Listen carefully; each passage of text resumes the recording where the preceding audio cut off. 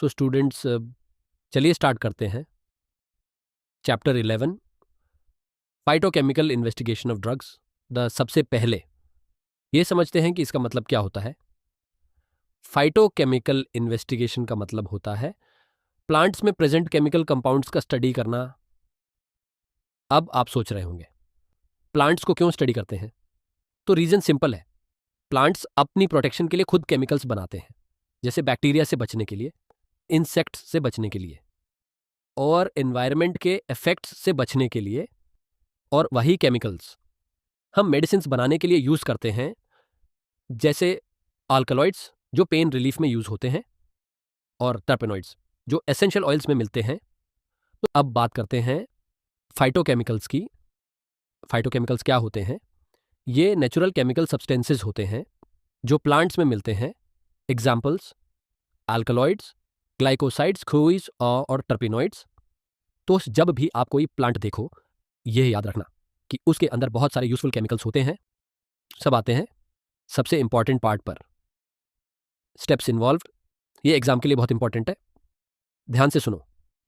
Total 8 steps होते हैं।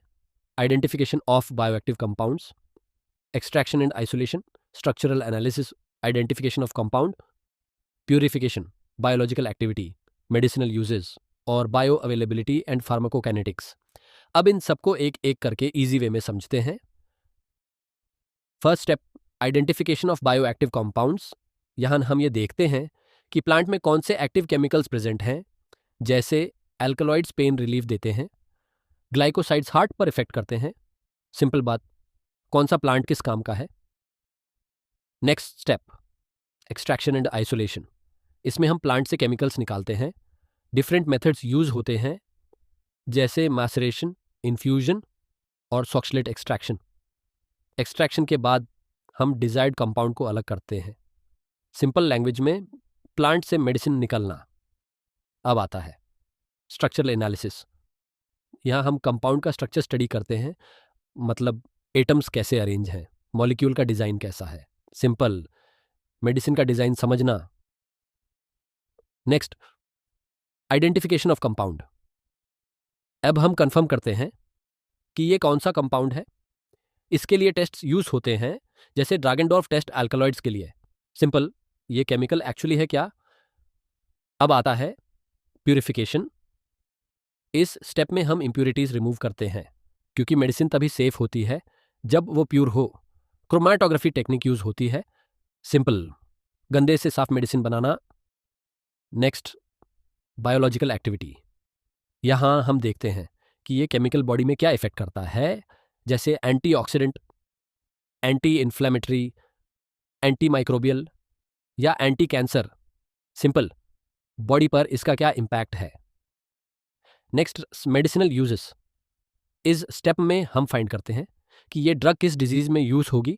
जैसे नीम एंटीबैक्टीरियल है, एलोवेरा स्किन के लिए यूज होता है। सिंपल, ये मेडिसिन कहाँ यूज होगी। अब आता है बायो अवेलेबिलिटी। ये बहुत इंपॉर्टेंट कॉन्सेप्ट है। इसका मतलब होता है कितनी ड्रग एक्चुअली ब्लड स्ट्रीम तक पहुंचती है, क्योंकि जो ड्रग हम लेते हैं वो पूरी की पूरी काम नहीं करती। सिंपल, कितनी मेडिसिन एक्चुअली काम करेगी। At last is pharmacokinetics. इसका मतलब होता है बॉडी ड्रग के साथ क्या करती है। इसमें 4 स्टेप्स होते हैं, एब्जॉर्प्शन, डिस्ट्रीब्यूशन, मेटाबॉलिज्म और एक्सक्रीशन। इसको हम ADME कहते हैं। सिंपल ट्रिक्स, ड्रग की जर्नी बॉडी के अंदर। तो चलिए एक छोटा सा कंक्लूजन करते हैं। प्लांट्स मेडिसिन का एक इंपॉर्टेंट सोर्स हैं। प्रॉपर फाइटोकेमिकल इन्वेस्टिगेशन से सेफ और इफेक्टिव ड्रग्स मिलती हैं, और ये टॉपिक फार्मेसी स्टूडेंट्स के लिए बहुत इंपॉर्टेंट है। बस इतना ही।